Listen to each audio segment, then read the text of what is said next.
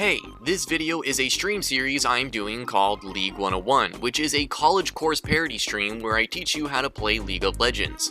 I will be doing this stream every Sunday at 1 PM Eastern if you are interested in seeing it live, and you can be one of those lucky students that can be a part of the stream and have a free VOD review.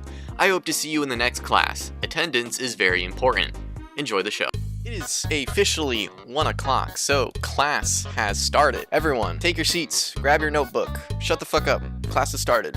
Welcome to League 101. I will be your teacher, Mr. Bai. I hope you can forgive me for my choice of style today, because I was kind of running late for this course, even though I was 15 minutes early. I couldn't leave my house because problems with the wife. But anyways, I will be your teacher, Mr. Bai. If you have any questions about the class, please read the syllabus. I will give you the syllabus right now. Here is the syllabus.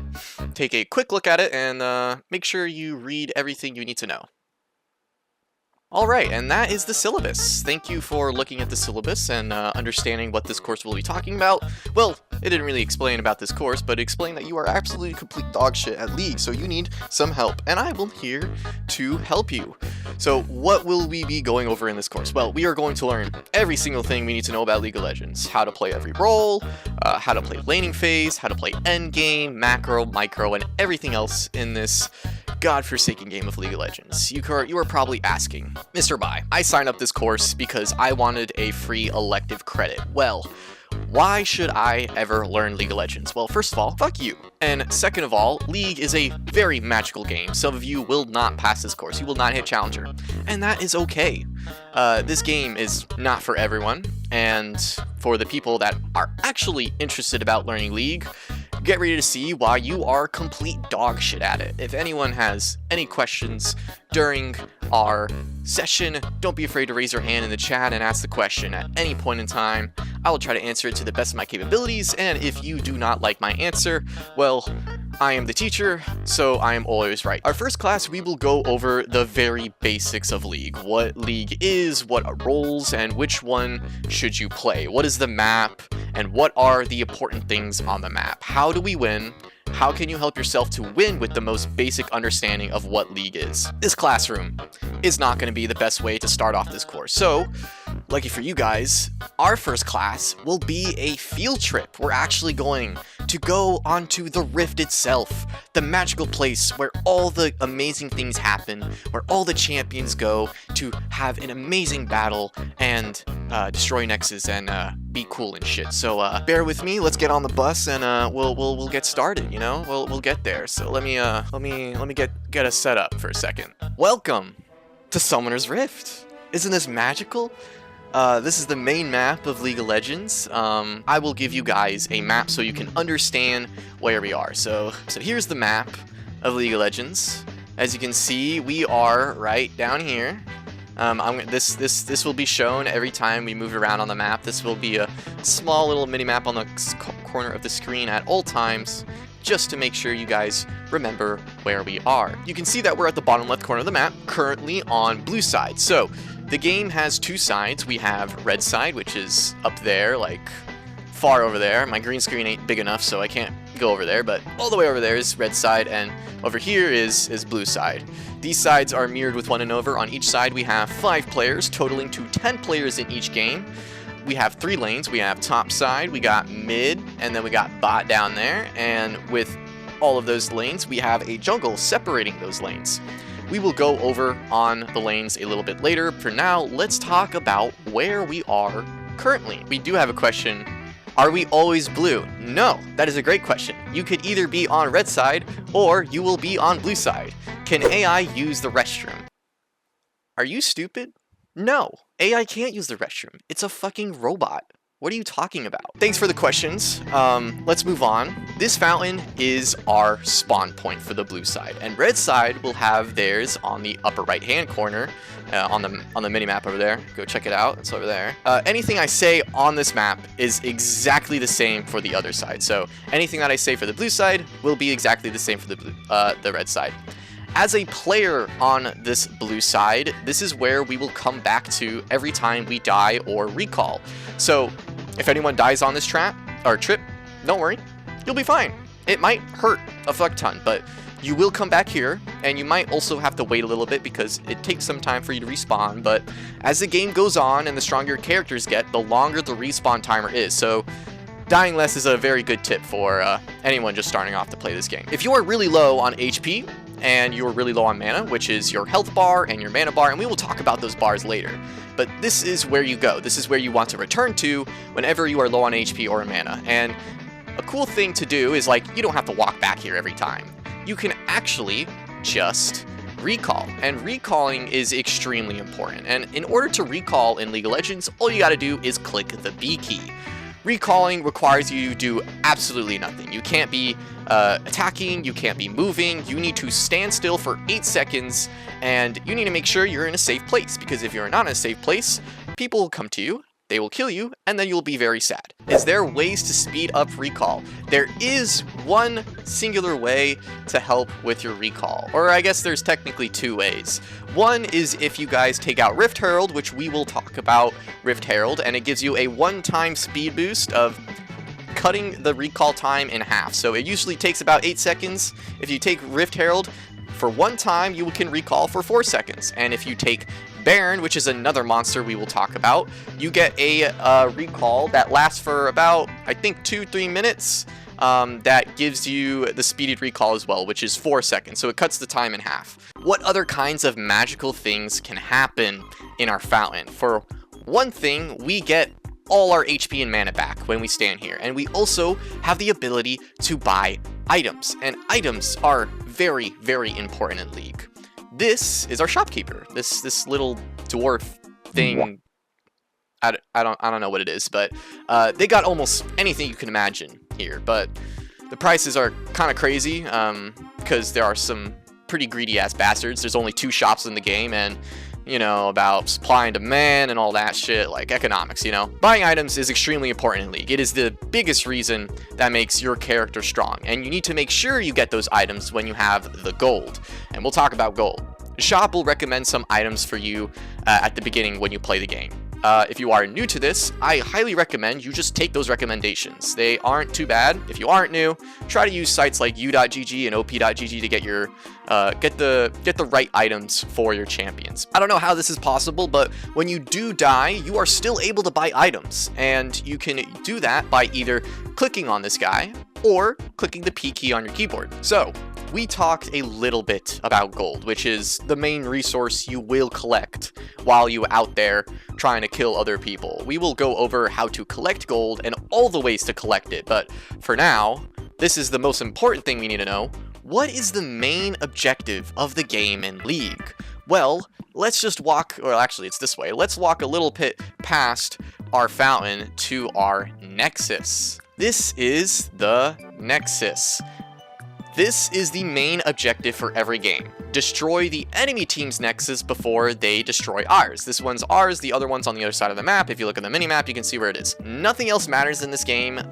This is the only thing that will end the game. So as a team of 5, we need to collectively protect this thing, but also push forward into enemy base's territory to destroy theirs. You're probably thinking, hey, why don't I just run straight towards their Nexus and destroy it immediately and finish the game in about a minute? Well, sadly, it isn't that fucking simple. The Nexus is protected by towers. Here we are, we have 2 towers here. Here are the 2 Nexus towers right here. One and the one further back there, that's the second one. These towers are really, really fucking strong. If we look at the minimap, these are not even the only 2 towers that we have. You can see all these tower icons, like this one up here, this one's also another tower, and the enemies have the same amount of towers as we do. These towers are really strong. They have a bunch of HP and do a lot of damage to you, so you can't just simply destroy them.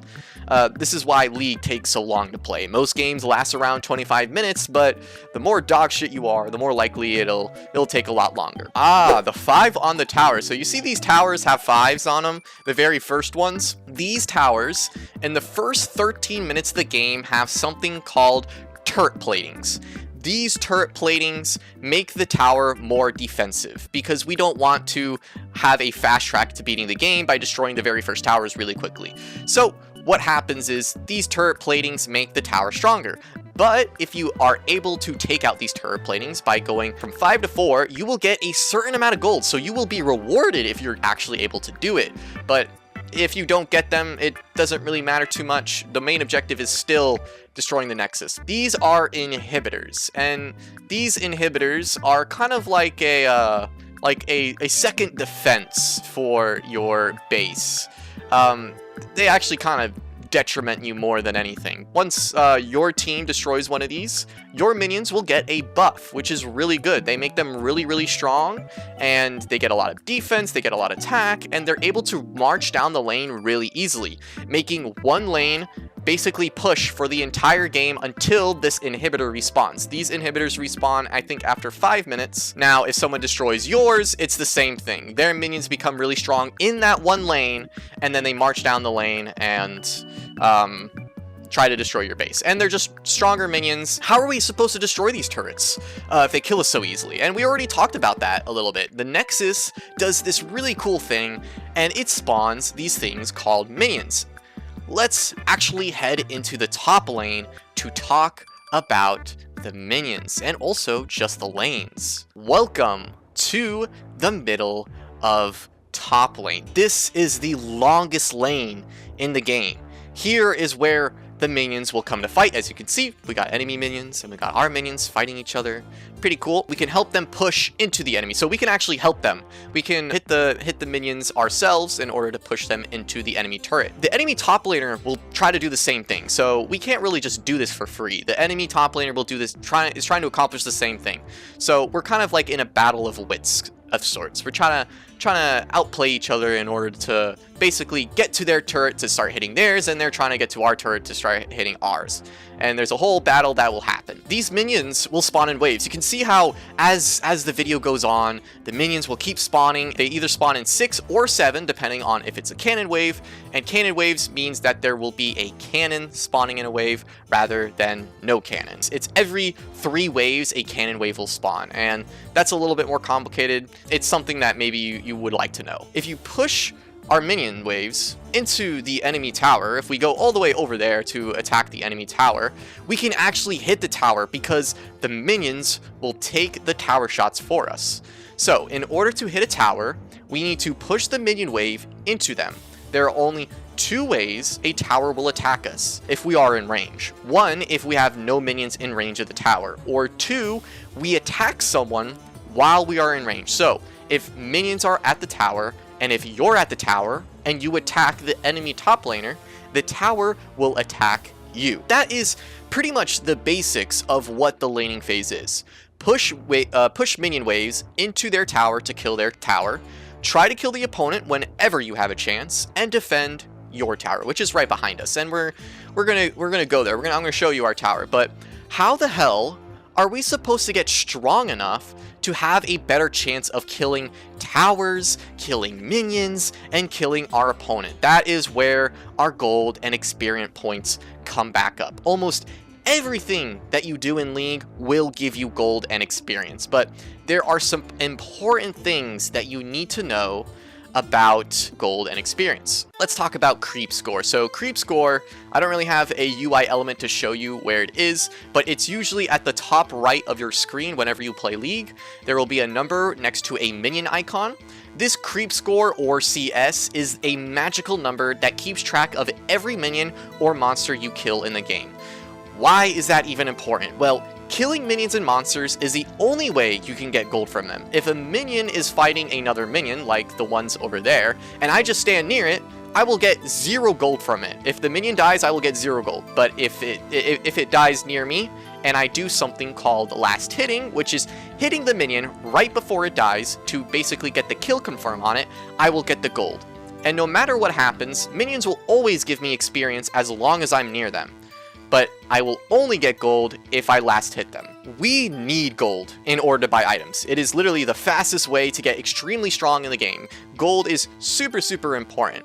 And one thing that happens in the game is that we actually passively gain gold over time as the game goes along, but it is really slow, so don't count on it to getting your items. You need to make sure that you hit minions in order to get gold, and there are even other ways to actually get gold. So here are some other ways. One is killing the enemy. This is a lot harder to do, but it gives us a bigger reward because of the difficulty. So the harder the challenge, the more gold you get. It's the same thing with towers. Towers also give us gold when we destroy them. We don't have to get the last hit on a tower at least, but we need to be in range so we get the gold the tower can give us. Towers drop two types of gold. They give us local gold and give us global gold. Global gold is the gold that everybody gets even if you're not near the tower. So your whole team will get the global gold as long as you destroy the tower. Now, local gold is the gold that only the people near the tower will get. So you need to make sure, and this type of gold is a lot more than the global gold. The global gold is probably like 50 gold, and then items like 2,000, and then the tower gold, the tower local gold, is around like 250, 300, and it's different for each tower. But you need to make sure that you stand near towers and destroy them yourself in order to get that bonus gold, that local bonus gold that you most likely won't get if you don't stand near them. Is it better to kill towers versus champions for gold? Well, killing towers is a lot easier to do than killing champions, because a champion is able to kill you if you are not able to fight them. So it might be a less riskier option to kill towers, and overall, in the grand scheme of the game, killing towers is better because the more towers you kill, the faster you can get into the enemy base. And that's kind of the main goal. We want to go into the Nexus to kill them. So champs do give us gold, and champs are important to kill in order to get us gold, but it's very risky, it's harder to do, and it doesn't really get us into the end goal of destroying the enemy base. Now, it helps us, it for sure helps us, but towers help us more because it makes us be able to push up even further to the next tower, and to the next tower, and to the inhibitor, to the Nexus towers, and to finally to the Nexus. Great question, great question. There are other ways to make us stronger as champions, and that is getting experience porbs, which helps us level up.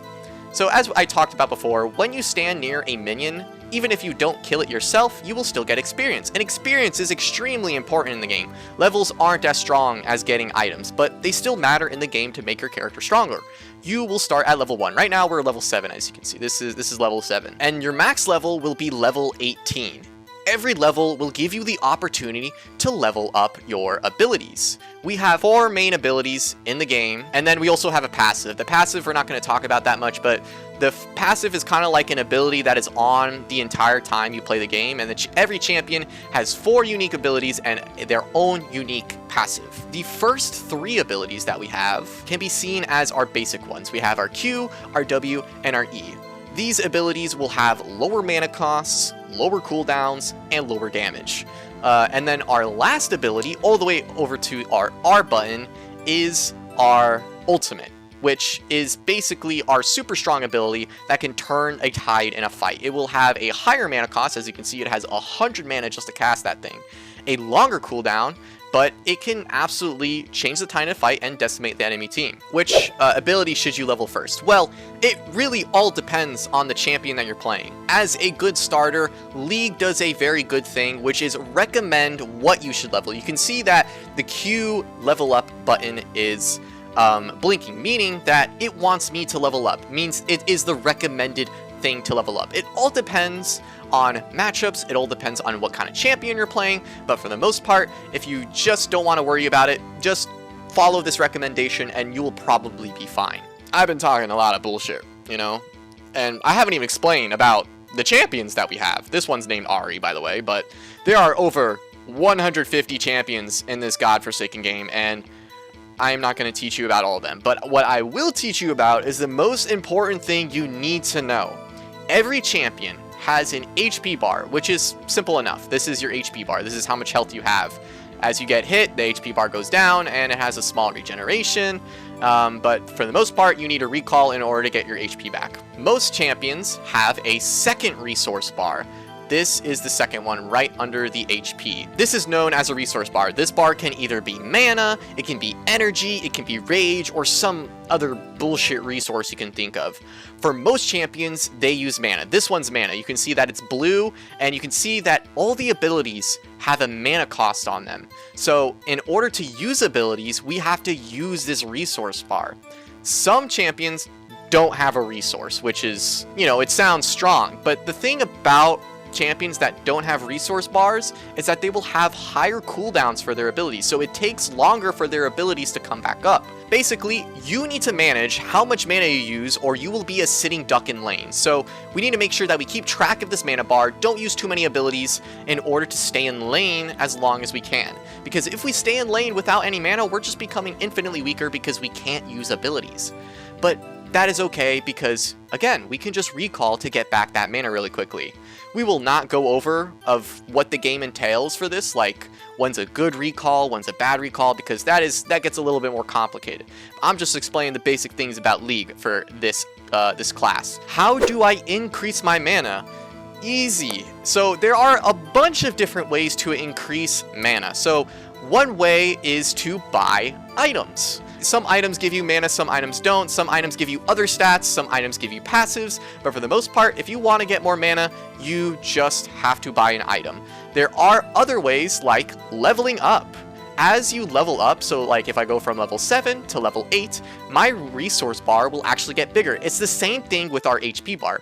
So every time we level up, we don't only get those two things as well. We don't only get these two things. We also get more of these stats, which helps you become a lot stronger. That is a way to increase your mana, and like that's the biggest way to increase your mana. It's for leveling up and also buying items. There are other ways, but they really don't matter too much. Since we have been in the top lane for so long, well, actually technically not, but we've been in here for a very long time, let's actually go into the top lane and meet our first guest. We have our first guest here, which is really cool. I had to pay him a lot of fucking money to do this, but meet our first guest. Isn't he awesome? He's a Viking dude. His name is Olaf. He is a top laner. So, top laners. This is the lane that is mostly filled with melee characters, with classes like fighters, tanks, and bruisers. So fighters are so this guy's a fighter, by the way. This guy, I mean, you can classify as him a fighter or a bruiser. I mostly classify him as a fighter because he doesn't really build HP, but let me talk about fighters. Fighters are characters that have a decent amount of HP but can deal massive amounts of damage. A drawback to them is that they don't really have a bunch of movement options, and they can be kind of a thing called kited, meaning they can't really get close to a person without them killing them before they get to them, basically. But that's fighters. Tanks have a bunch of HP and defense, like armor and magic resist to soak up damage, but they don't have a lot of damage capabilities themselves. And then we have bruisers. Bruisers are a mix of fighters and tanks. They have a pretty good amount of HP and defenses and a pretty good amount of damage as well. If you like 1v1 battles with tankier characters, top lane might be the perfect place for you. It's kind of like what it's all about. Top laners are one of the least impactful roles in the game. Many people call it an island, and mostly they just 1v1 each other all game. But that's kind of what top lane is. It's like an island. It's more of a 1v1. We don't really help our team as much in the top lane. So if you don't really like relying on your team and you just want to rely on yourself, this is a great place to go. Let's get out of here so Olaf can actually do his job, because he's being a lazy piece of shit right now. So he needs to start getting his minions, or he's probably gonna lose the game. So as we walk towards the mid lane from top lane, we are now in the jungle. This part of the jungle is called the river because of obvious reasons. I'm getting my fucking shoes wet right now, which is kind of annoying, but it's whatever. Let's just talk about the jungle. So the jungle is a pretty scary place. All of it is covered by a concept known as the fog of war, meaning we cannot see in the jungle unless we have some sort of way to get vision. So vision is very simple. Wherever you are around the map, you have a cone, like a circle of vision around you that you can see, because that's kind of how eyes work. If you can see it, you can see it. But it's kind of weird with League because you can also see out of the eyes of all the teammates that you have. So it's a little bit weird. You have a thing called a ward, and wards are like these little trinkets that you put around in bushes that are stationary that can go away after a certain amount of time, and they give you a little bit of vision so you can figure out what the enemy team is doing, so you can figure out what kind of plans they're kind of scheming. As we are walking down the river, we have this big circle area right here, and this big circle area is very special. It does have something very magical in it. This area is one of two places where there are monsters known as epic monsters. These monsters are considered like side objectives for the game. It's to help your team become stronger so you can have a better chance at getting towards their nexus and winning the game. Junglers, which is one of the roles we will be talking about, but not at the moment because I don't know where he is. He's not here at the moment, but whatever. Junglers mostly take care of these objectives, but if you play any other lane in the game, helping your jungler to get these objectives is kind of a plus. It'll help your team in the long run, so try to help them if you have the time. In this pit, there are 3 epic monsters that spawn at different time intervals, and I think we're actually going up to 1 time interval right now. There they are. These things are called the Void Grubs. These dudes spawn at 8 minutes into the game. They are not super difficult to take out, and the jungler can kind of take it out on their own, but it offers a kind of pretty decent reward because it is a epic monster. This is Rift Herald. So, Rift Herald, it spawns at 15 minutes into the game, and if nobody takes the Void Grubs that were spawned earlier, sorry, no one will get the rewards for that monster, and Rift Herald will steal their home basically, and then they'll become homeless, and yeah, that sucks for them. This guy is known as Baron Nashor. He spawns at 25 minutes in the game, and just like Rift Herald, if nobody takes it, Baron will steal its home and nobody will get the reward for Rift Herald. Baron is super hard to take out alone. It usually takes around 2 people and sometimes even requires a whole team just to take a reward like Baron. But the reward is massive to helping you end the game. After a team takes the Baron Nashor, it will actually respawn after 6 minutes. So every time someone takes the Baron Nashor, 6 minutes go by, Baron will spawn once more. You can see how as the game goes on in League of Legends, so in the 8-minute interval, the 15-minute interval, and now the 25-minute interval, the monsters get stronger, which gives us bigger rewards, which will eventually lead us into ending the game. Let's not go into the mid lane just yet. The mid lane is a little bit of ways, and let's take a little quick pit stop into our top side jungle. Let's see if we could find our jungler around here. It doesn't look like yeah, I don't see him around, so he'll be fine. We'll find him eventually. We'll find him eventually. But this is our top side jungle. There's still some cool things that we can actually talk about here. Let's talk about the 3 camps that we have in the top side jungle. So every quadrant of the jungle has 3 camps, and those 3 camps are mirrored on each side. So we have the top side jungle for here. That means that the red side of our top side will be their bot side, and their top side will be our bot side. But we have 3 different monsters here. We have the blue sentinel up there. We have Gromp right up here. This is Gromp. And then over by the minimap, there is the wolves. Now, the wolves and the Gromp don't really matter too much. The biggest thing that really kind of matters is the blue golem over here. This blue golem will give us a buff called blue. This buff will make you gain more mana over time and give you a little bit of ability haste, which lowers the cooldowns of your abilities. In all parts of the jungle, we can see that we have some things that Benjamin was actually pointing out before. We have these things called bushes over here. So these bushes, or like tall grass, creates kind of like a mask of Fog of War. You can't really see inside of them until you are either inside of them yourself, or you use a ward so you can see inside of them. Bushes are very dangerous because they require you to either be inside of them or warding them. So bushes are the biggest ambush points in the game, and you should probably be very careful around them. Let us move on. Let's actually try to get out of here before the enemy jungler actually jumps us from that bush. So let's move on to actually getting into the mid lane. So welcome to the mid lane. This is the shortest lane in the game and where most things happen in the game because it's in the fucking middle of the map. So, you know, everything draws towards the middle and it goes up and down and blah, blah, blah. But we have another special guest. Here's Katarina. She's my wife. Don't stare at her. She was giving me troubles earlier. But mid laners can be either ranged or melee. So if I take this mouse and I throw it at one of you kids, that means I'm a ranged character because I'm throwing stuff in order to hit you. But a melee character is like if I smash the mouse on your head by just trying to get close to you and hitting you. That's a melee character. The most common classes in the mid lane are mages, assassins, and sometimes fighters. Mages typically have higher range than most champions, and they do most of their damage using their abilities.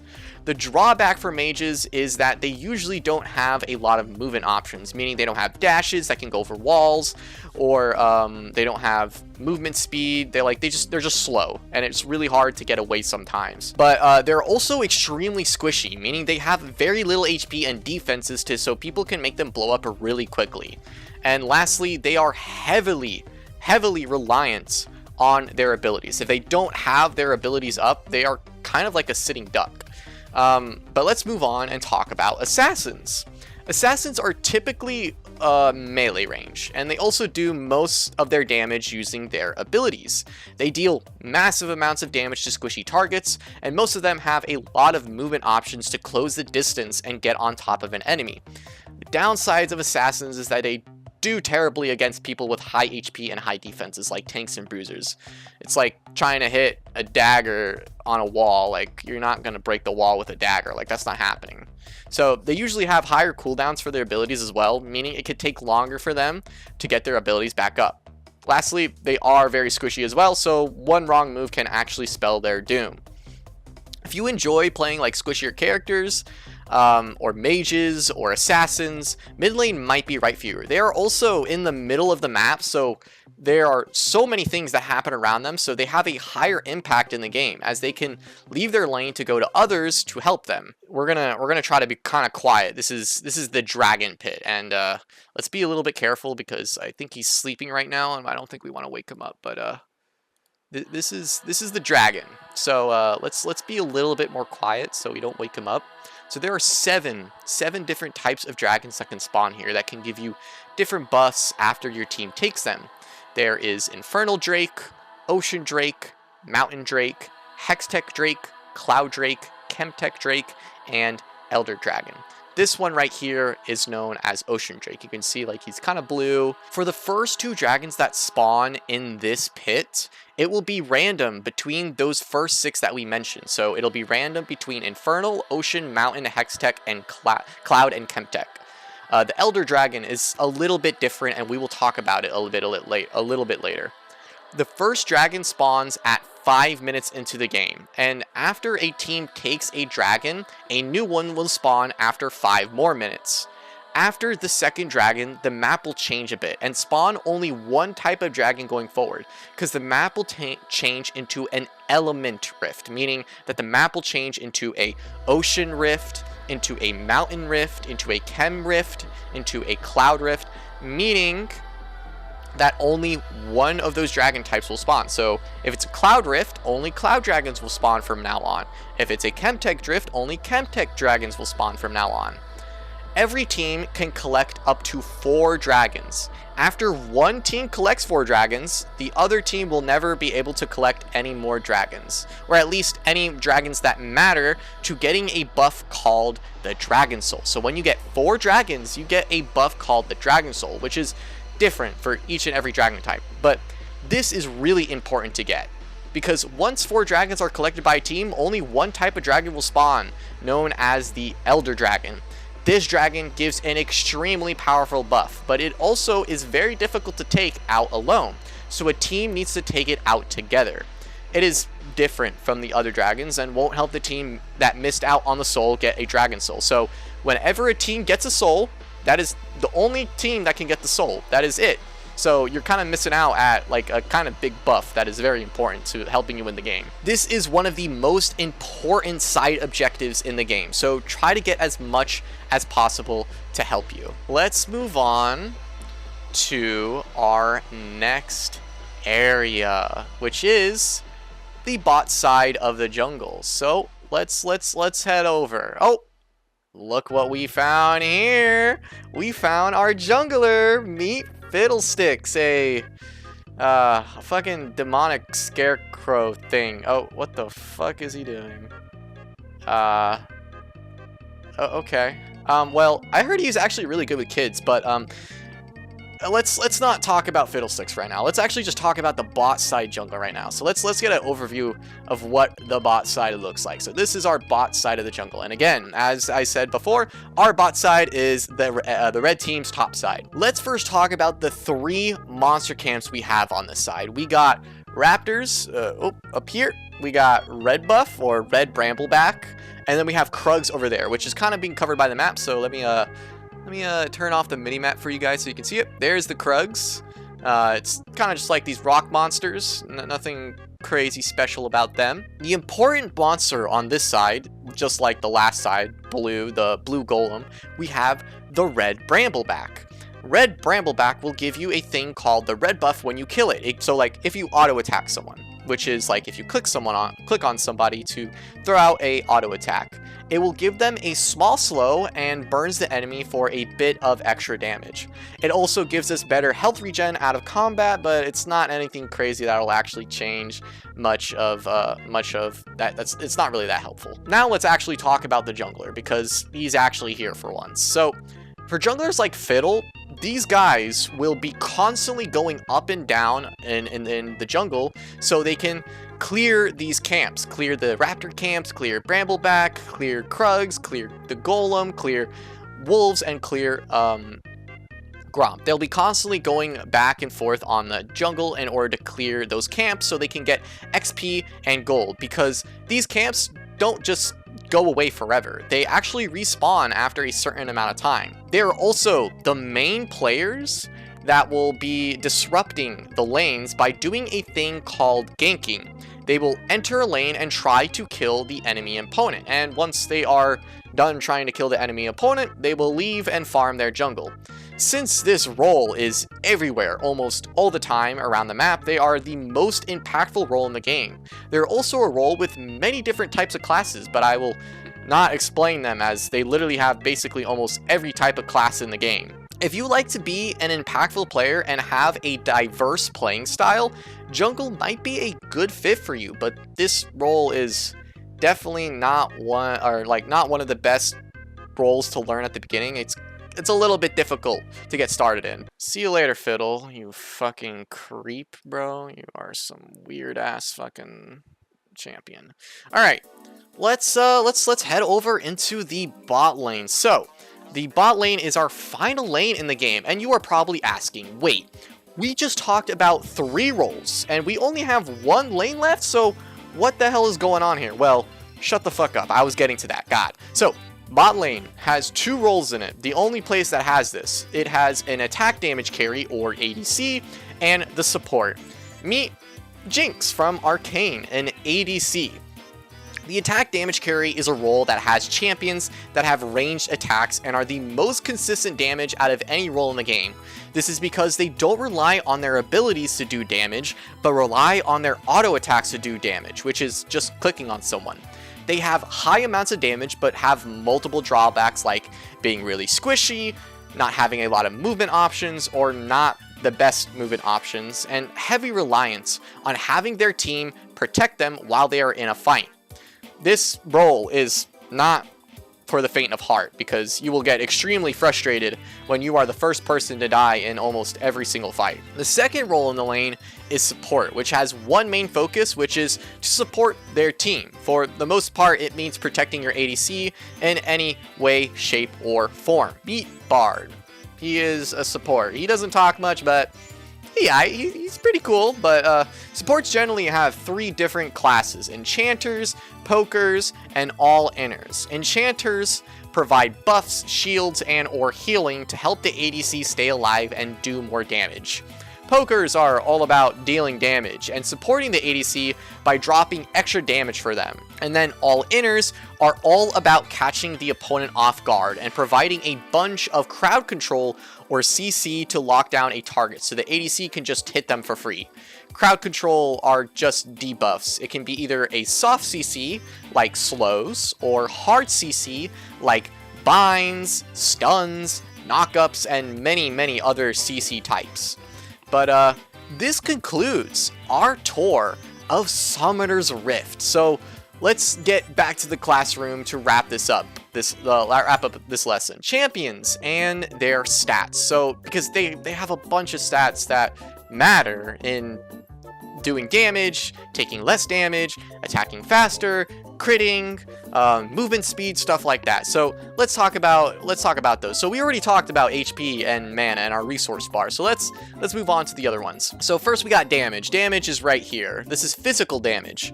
Damage is how much damage your basic auto attacks do. Some champions in the game have their abilities take a portion of that stat and add on extra damage for that ability. This is a physical damage attack. That is very important to remember. Ability power, so the purple thing right next to the attack damage one, is how much magic damage you will do. Some champions only deal magic damage like mages, and all their abilities take a portion of this stat and add on extra magic damage to them. The more ability power you have, the more magic damage you'll do. Now we have armor. Armor is a stat that makes you take less damage from all sources that do physical damage. So only physical. No, it does not stop you from taking magical damage. The more armor you have, the less physical damage you will take. Magic Resist, right under the ability power, is a stat that makes you take less magic damage from all sources. The more Magic Resist you have, the less magic damage you will take. Simple enough. Now we have attack speed. Attack speed is how fast you can use your basic auto attacks. So for like ADCs, they want to stack attack speed and stack crit chance because that is their main source of damage. The higher this number is, the faster you can attack. The equation to get this number is very simple. How many attacks can you do per second? So you can see we have a 0.8 attack speed, meaning I can only do 0.8 attacks per second. So if I have a 1 attack speed, I can only do 1 attack per second. Simple enough. Next to it is, with that hourglass over there, is ability haste. Ability haste is a stat that makes the cooldowns of your abilities lower. So the more ability haste you have, the faster your abilities will come back up. And then we have crit chance. Crit chance is the chance of hitting a critical hit when you auto attack someone. For the most part, the only way to do damage with a critical is mostly auto attacks. There are some other ways that champions can crit with their abilities, but it's not as big as just autos. Autos are kind of the main source of it. But crits do 200% of your physical damage. So it's kind of nice to have this up and this up as an ADC, because you do double damage if you have crit, and if you have a higher attack stat, it'll do double damage of it. Simple enough. That it kind of just like works off of each other. And then the last one with the boots over there is movement speed. Movement speed is how fast your character moves. There are some other stats in the game, but these basic ones are kind of all you need to understand the game. But Jesus, there was a lot for this first class, huh? Like a fuck ton of things to learn just for this class. So now for your homework assignment next time. So I want you to download League and play it. Drop the class if you hate it. Simple enough. Thank you so much for watching. Enjoy the rest of your day. Good luck on your homework assignment. Have some fun playing League.